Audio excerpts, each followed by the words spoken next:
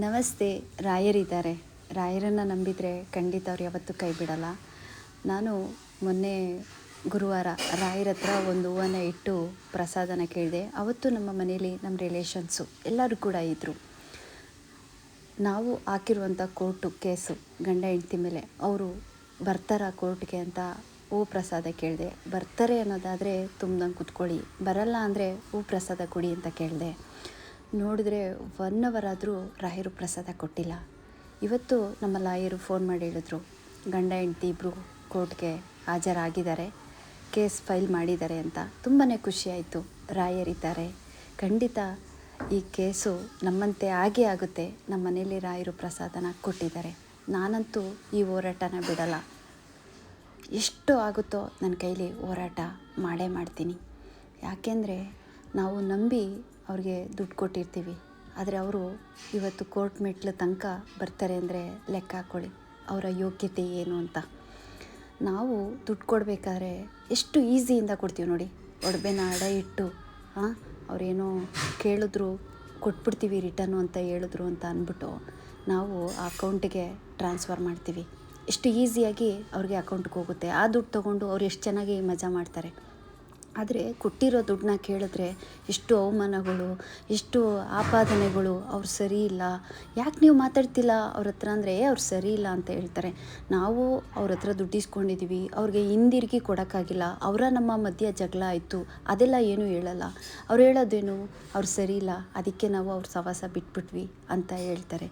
ನಾನು ಬೇಡ ಭಿಕ್ಷೆ ಹಾಕ್ಬಿಟ್ಟಿದ್ದೀನಿ ಅಂತ ಹೇಳಿ ಒಂದು ಸ್ವಲ್ಪ ದಿವಸ ಬಿಟ್ಬಿಟ್ಟಿದೆ. ಆದರೆ ಇವ್ರು ಆಡಿರುವಂಥ ಮಾತು ಹೆಂಗೆ ಅಂದರೆ, ಒಂದು ಹೆಣ್ಮಗಳು ಸ್ವತಂತ್ರವಾಗಿ ಜೀವನ ಮಾಡ್ತಿದ್ದಾಳೆ ಅಂದರೆ ಅವಳ ಬಗ್ಗೆ ಮಾತಾಡೋದೇ ಬೇರೆ ಥರ. ಒಂದು ಗಂಡ ಜೊತೇಲಿದ್ದಾನೆ ಅಂದರೆ ಆ ಹೆಂಡ್ತಿ 1000 ತಪ್ಪು ಮಾಡಲಿ, ಗಂಡ ಇದ್ದಾನೆ ಅಂತ ರಿಜಿಸ್ಟ್ರ್ ಮಾಡ್ತಾರೆ. ಆದರೆ ಒಂದು ಹೆಣ್ಣೆಂಗ್ಸು ಜೀವನ ಮಾಡ್ತಿದ್ದಾಳೆ ಅಂದರೆ ಇವಳಿಗೆ ಹೆಂಗೆ ಬರುತ್ತೆ, ಏನು ಮಾಡ್ತಾಳೆ, ಈ ಥರ ಒಂದು ಲೆಕ್ಕಾಚಾರನ ಮಾಡ್ತಾರೆ.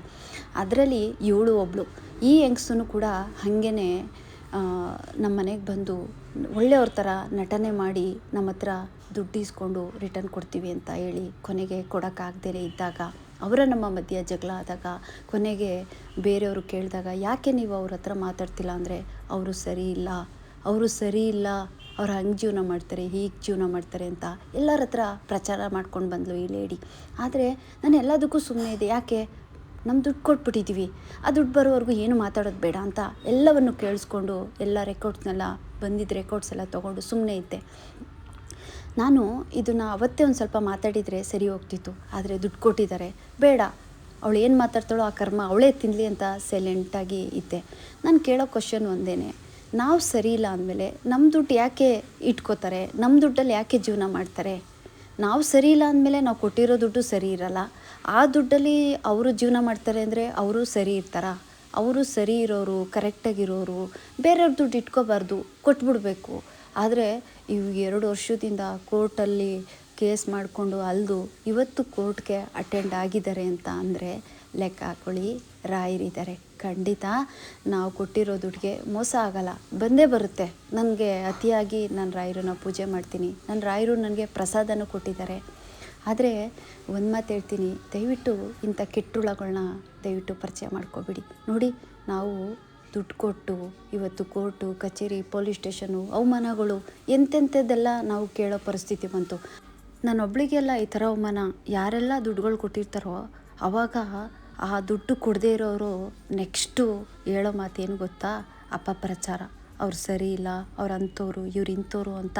ಈ ಥರ ನನಗಾದ ಅವಮಾನ ತುಂಬ ಜನಕ್ಕೆ ಆಗಿರುತ್ತೆ, ಇಲ್ಲ ಅಂತ ಹೇಳಲ್ಲ. ನನ್ನ ಜೊತೆ ಸುಮಾರು ಜನ ಫ್ರೆಂಡ್ಸ್ ಇದ್ದರು, ಒಂದು 7-8 ಜನ ಇದ್ದರು.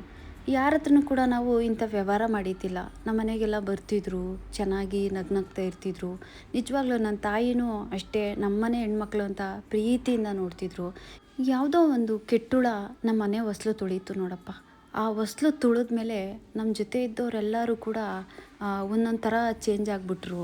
ಆದರೆ ಯಾರು ಕೂಡ ನಮ್ಮ ಹತ್ರ ದುಡ್ಡೆಲ್ಲ ಈಸ್ಕೊಂಡು ಇದು ಮಾಡಿದ್ದಿಲ್ಲ. ಕಷ್ಟ ಸುಖಕ್ಕೆಲ್ಲ ಆಗಿದ್ದೀವಿ. ಅವರು ನಮ್ಮ ಕಷ್ಟ ಅಂದರೆ ಬರ್ತಿದ್ರು, ನಾವು ಅವ್ರ ಕಷ್ಟ ಅಂದರೆ ಹೋಗ್ತಿದ್ವಿ. ಆದರೆ ಇದೊಂದು ಕೆಟ್ಟುಳ ನಮ್ಮ ಮನೆ ಹೊಸ್ಲು ತುಳಿಲಾಗಿ ಈ ಕಡೆ ನಮಗೂ ನೋವು ಕೊಡ್ತು, ನಮ್ಮ ಜೊತೆಲಿದ್ದವ್ರನ್ನೆಲ್ಲ ದೂರ ಮಾಡ್ತು. ಮತ್ತು ಏನು ಗೊತ್ತಾ, ಬೇರೆಯವರೆಲ್ಲರೂ ಇದ್ದರು ಫ್ರೆಂಡ್ಸು, ಅವ್ರ ಹತ್ರ ನಮ್ಮ ಹತ್ರ ಯಾವುದೇ ರೀತಿ ವ್ಯವಹಾರ ಇಲ್ಲ.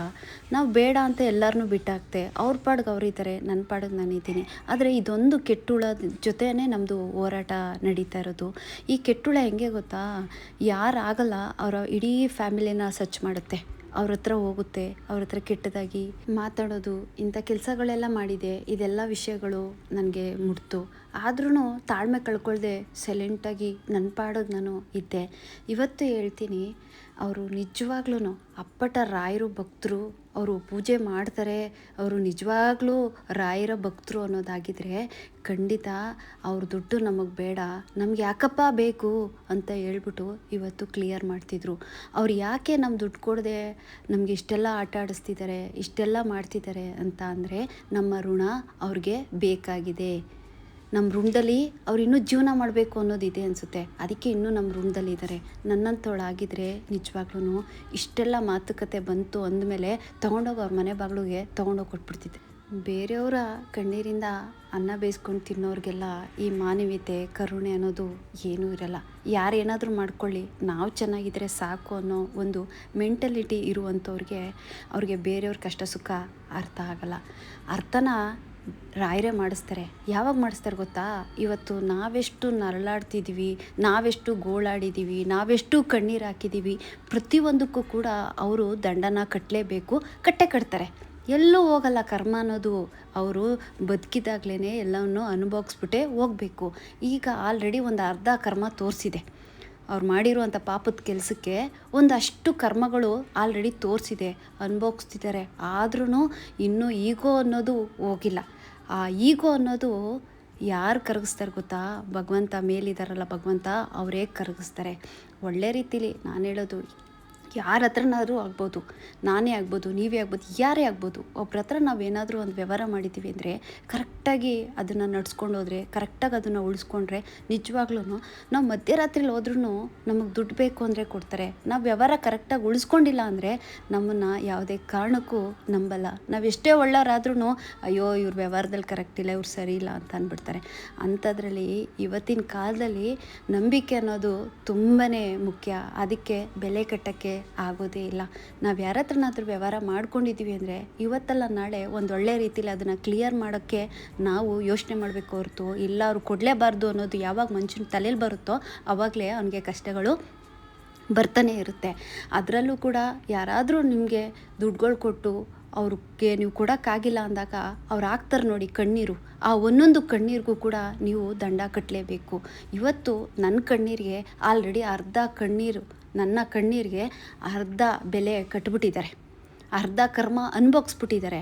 ಇವತ್ತಿಗೂ ಅಷ್ಟೇ, ನಾನು ಕಣ್ಣೀರು ಹಾಕಲ್ಲ. ಈಗ ನಾನು ನಂಬಿರೋ ಭಗವಂತನ ಹತ್ರ ಕೂತ್ಕೊಂಡು ಒಪ್ಪಿಸ್ಬಿಡ್ತೀನಿ. ಅದಕ್ಕೆಲ್ಲ ಉತ್ತರ ಒಂದಲ್ಲ ಒಂದು ದಿನ ಸಿಕ್ಕೇ ಸಿಗುತ್ತೆ. ಯಾರ ಋಣನೂ ಬೇಡ ಅನ್ನೋರು ನಿಯತ್ತಾಗಿ ಜೂರತ್ತಾಗಿ ಬದುಕ್ತಾರೆ. ಈ ಥರ ಬೇರೆಯವ್ರ ಋಣನ ತಿನ್ಕೊಂಡು ಬದುಕೋರು ಏನು ಮಾಡ್ತಾರೆ ಗೊತ್ತಾ, ಬಣ್ಣ ಹಚ್ಕೊಂಡು ನಾಟಕಗಳನ್ನ ಮಾಡಿಕೊಂಡು ನಿಂತಿರ್ತಾರೆ. ಬಣ್ಣ ಇವತ್ತಲ್ಲ ನಾಳೆ ಕಳಿಸುತ್ತೆ. ರಾಯರಿದ್ದಾರೆ, ರಾಯರು ನಮ್ಮ ಮನೇಲೂ ಇದ್ದಾರೆ, ಅವ್ರ ಮನೇಲೂ ಇದ್ದಾರೆ. ನೋಡೋಣ, ಸತ್ಯಕ್ಕೆ ಸಾವಿಲ್ಲ, ಸುಳ್ಳಿಗೆ ಉಳಿಗಾಲವಿಲ್ಲ. ಸುಳ್ಳು ಊರು ಸುತ್ಕೊಂಬತ್ತಂತೆ, ಸತ್ಯ ಮಾತ್ರ ಒಂಟಿಯಾಗೇ ನಿಂತಿತ್ತಂತೆ.